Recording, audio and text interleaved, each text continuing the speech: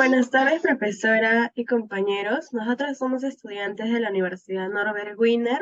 Estamos a cargo del curso de redacción de textos académicos con la docente Miriam Paulino Daga, y el día de hoy vamos a presentar el tema de parálisis cerebral infantil.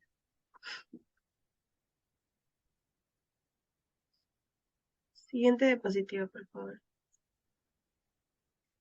Las ponentes en esta PPT son Ariste Guevara Denise, Pérez Cárdenas Lisbeth Leslie, Bustinza Velarde Carmen, Rodríguez Arana Tula, la que les habla Cervantes Guaraz Alison y Sánchez John Top Adriana.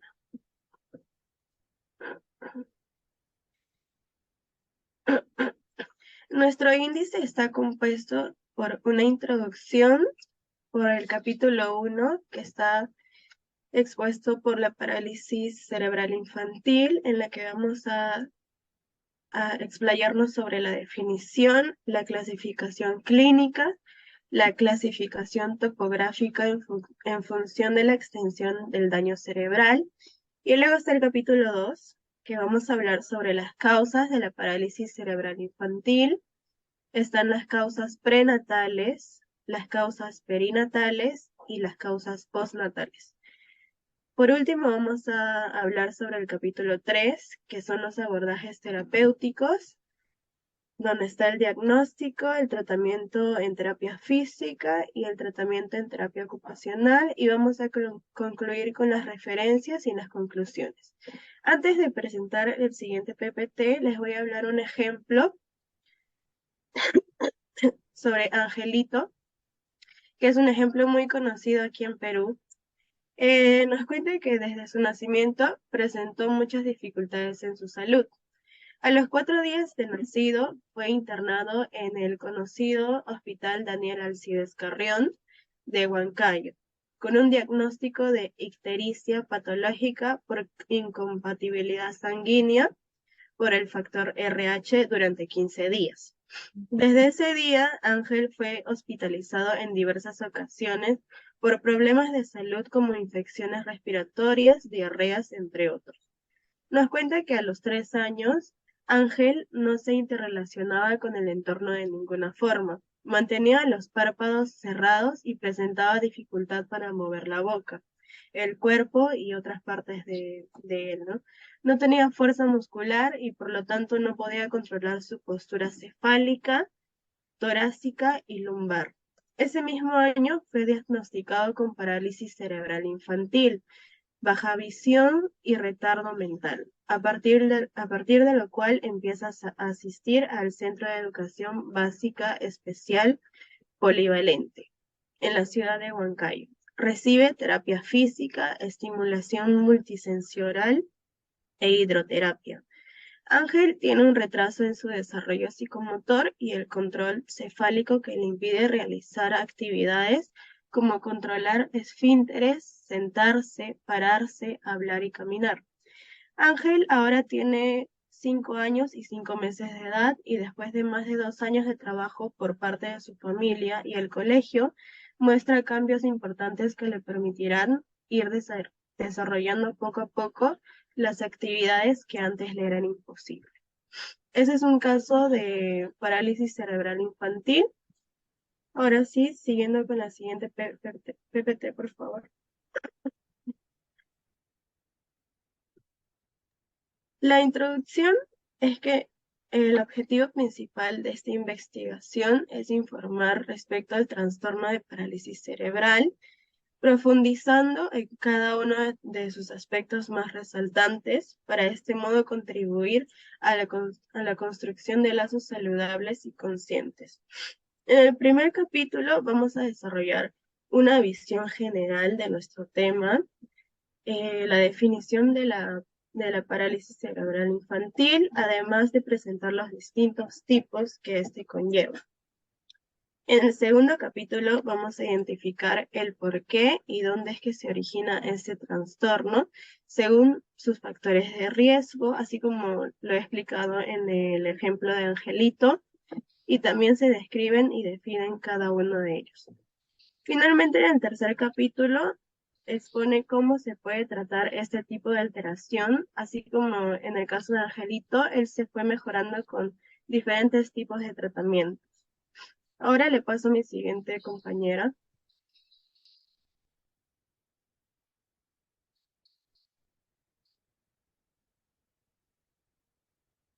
Ok, buenas tardes. Ahora voy a hablar sobre el capítulo 1 que viene a ser la parálisis cerebral infantil y sucesivamente vamos a ver a detalle cada uno de los subtemas.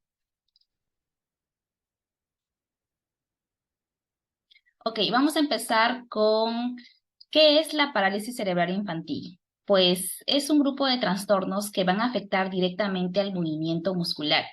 Esto se produce debido al daño en el cerebro y se va a generar con mayor frecuencia antes del nacimiento.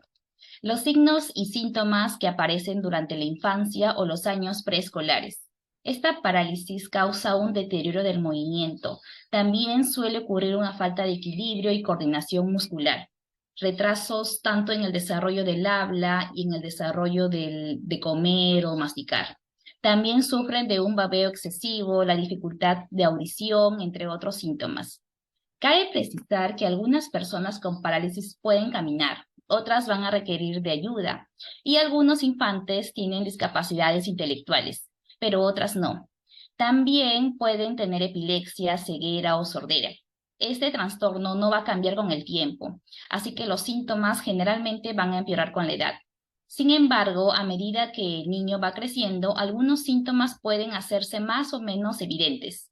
Lamentablemente, este es un trastorno que dura de por vida y actualmente no existe la cura, pero los tratamientos pueden ayudar a mejorar la calidad de vida del niño.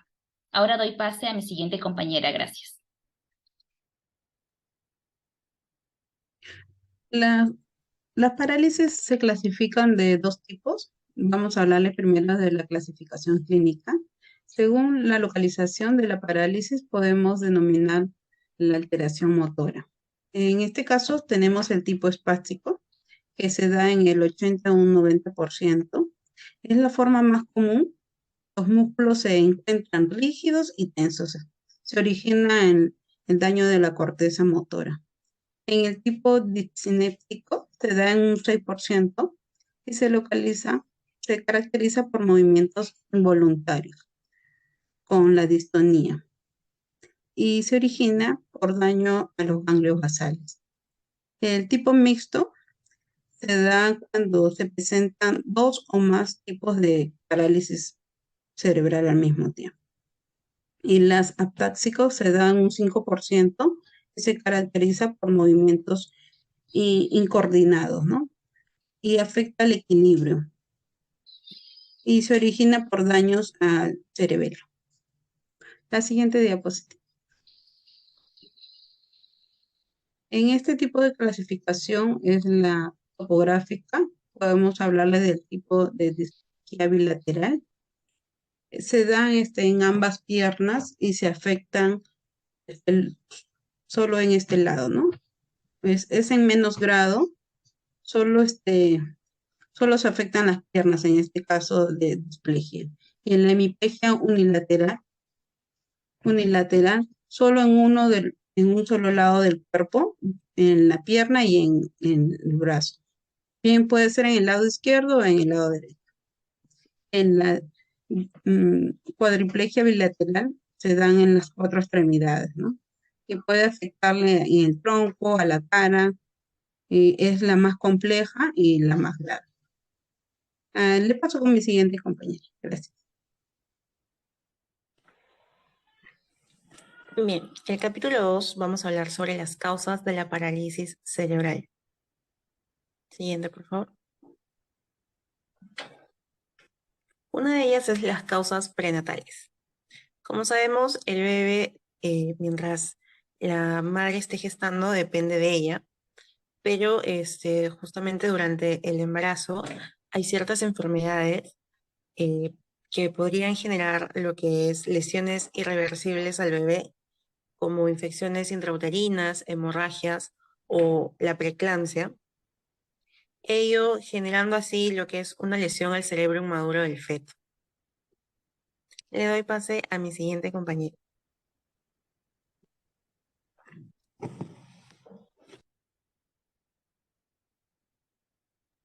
Bueno, las causas perinatales. Estas causas se desarrolla en el periodo de nacimiento. Algunos mayormente en estas causas suelen darse con niños de bajo peso, ¿no? En el periodo del chequeo de la madre gestante, ¿no? Por otro, también puede darse por infección del sistema nervioso central, como también periférico. También por una hipoglucemia o una hemorragia intracraneal, ¿no? También una hipoxia neonatal, una crisis neonatales que se pueden desarrollar en el proceso de nacimiento o una hiperbilirubinemia eh, y el desprendimiento de la placenta. Voy a dar paso a mi compañero.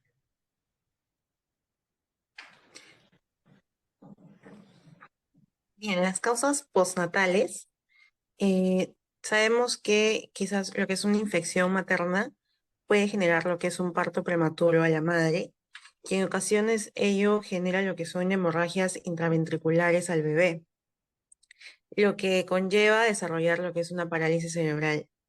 En algunos casos, la parálisis se manifiesta a través de problemas en el aprendizaje, ya sean problemas visuales o también psicomotrices.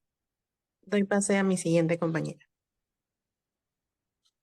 Ok, ahora vamos a hablar sobre el capítulo 3, que son los abordajes terapéuticos. Ok, vamos a empezar con el diagnóstico. El diagnóstico es fundamentalmente clínico, ya que se basa en los datos de la historia clínica, la exploración física y pruebas de neuroimagen para evaluar el daño cerebral. Los primeros síntomas suelen manifestarse en los primeros años de vida, antes de los 3 años, porque al niño le cuesta más trabajo sentarse, gatear, sonreír o caminar. Las pruebas de diagnóstico por imágenes son: 1. La resonancia magnética. Esta es una herramienta que va a identificar los trastornos cerebrales.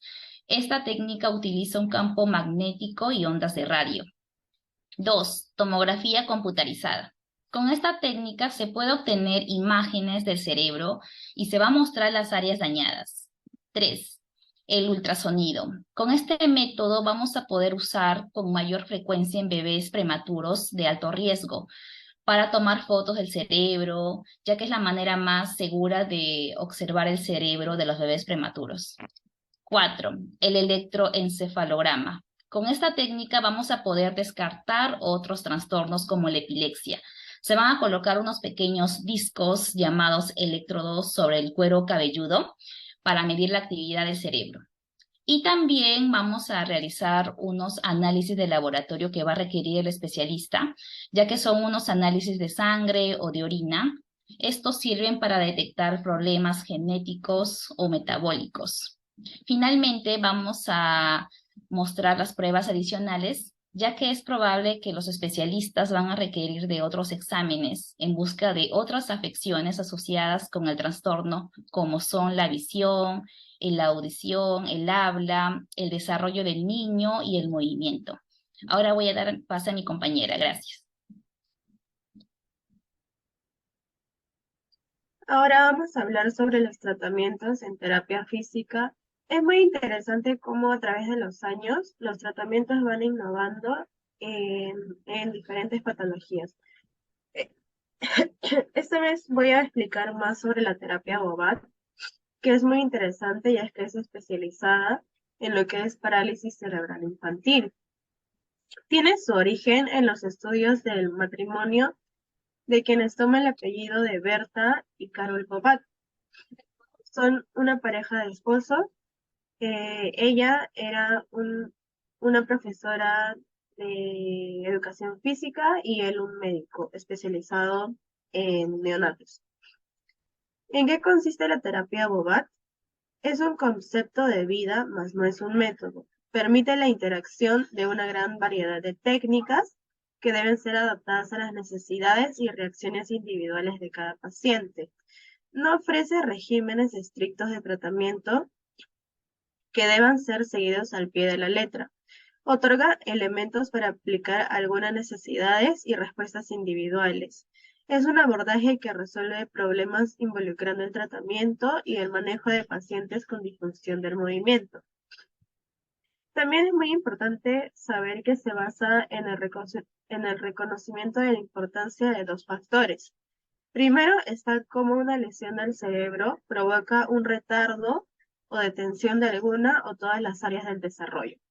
Segundo es de cómo la anterior genera la aparición de patrones anormales de postura y movimiento por la aparición de la actividad refleja anormal.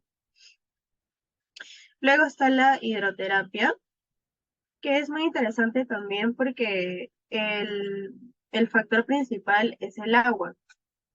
Y también nos explica que este tiene muchas técnicas, ¿no? Muchas técnicas de uso. Primero están las técnicas de impresión, que se puede ver en algunas terapias muy conocidas, como la inmersión en piscina o los baños con agua durmiente, las envolturas, las compresas, los fomentos, abluciones o lavados, el maniluvio, el pediluvio, los baños de contraste y baños de asiento.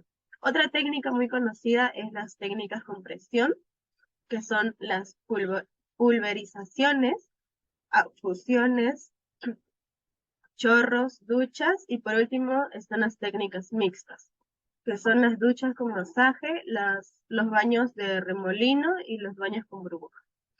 Siguiente diapositiva le paso con mi compañera.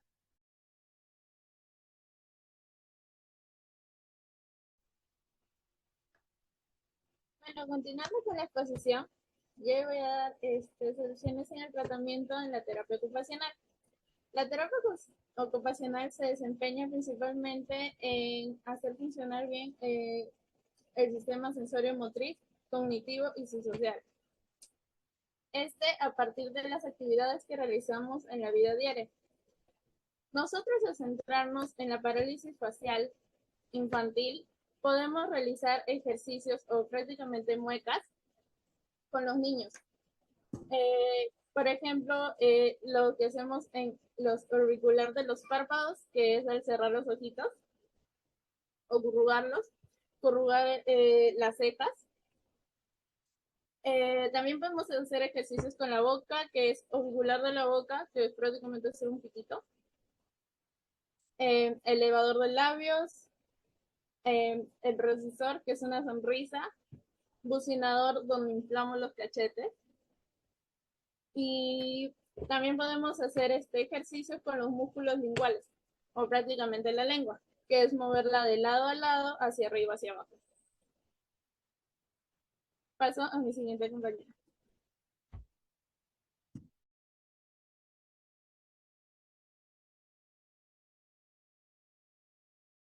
Bueno, para ello llegamos a las conclusiones de nuestra monografía, ¿no? En toda la conclusión del tema que desarrollamos sobre la parálisis cerebral, llega a ser una serie de trastornos neuromotores que no son progresivos durante la infancia, pero a la vez se producen alteraciones más que todo postural, como problema central que llega a ser cerebro, y a la vez también afecta lo que es el área del cerebro, ¿no? Dentro de las causas que se pueden involucrar en estos niños es la dificultad de desempeño de actividades, como problemas motores, cognitivos, sensoriales, hasta conductuales y también desórdenes musculoesqueléticos que más que todo se abordan al lado de la postura, ¿no? Finalmente, en el caso de su tratamiento, es muy esencial para ellos, desde que los padres puedan conocer, ¿no?, el diagnóstico de su pequeño, ¿no? Cuando llegan a hacer los chequeos, le derivan al áreas que llevan tratamiento, que es un equipo multidisciplinario, pero dentro de ellos abarca la carrera de terapia física y terapia ocupacional. Lo que es terapia ocupacional, como ya se desarrolla anteriormente, abordamos lo que es toda la autonomía. Mayormente suele ser dinámico. En el área de terapia física también nos planteamos objetivos para lograr la independización del niño, que es más que todo funcional, y así poder lograr que sea independiente y haga una reintegración social. Pasamos a referencias.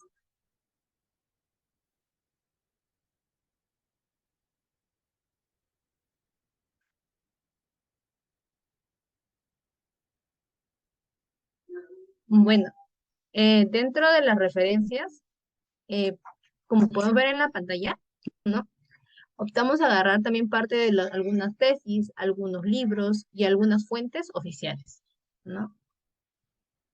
Y eso es todo. Muchas gracias. Gracias. Gracias. Gracias. Gracias.